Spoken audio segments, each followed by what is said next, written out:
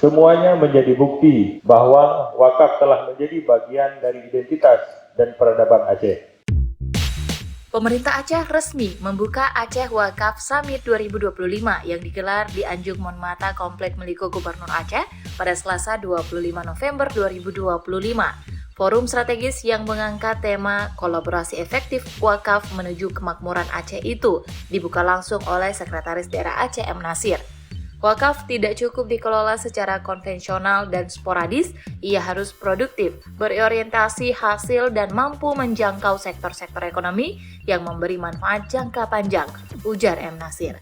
Aceh Wakaf Summit 2025 menjadi bagian penting dari gerakan Aceh Berwakaf yang tengah digencarkan pemerintah Aceh. Melalui forum ini, pemerintah Aceh ingin membangun budaya wakaf yang kuat, memperkokoh kapasitas nazir, serta mendorong tumbuhnya wakaf produktif.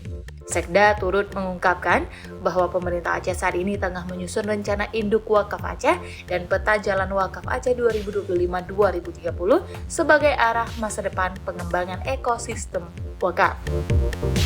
Upaya tersebut akan diperkuat melalui penguatan regulasi digitalisasi, transparansi, serta penyiapan dana abadi wakaf Aceh yang dikelola Baitul Mal Aceh.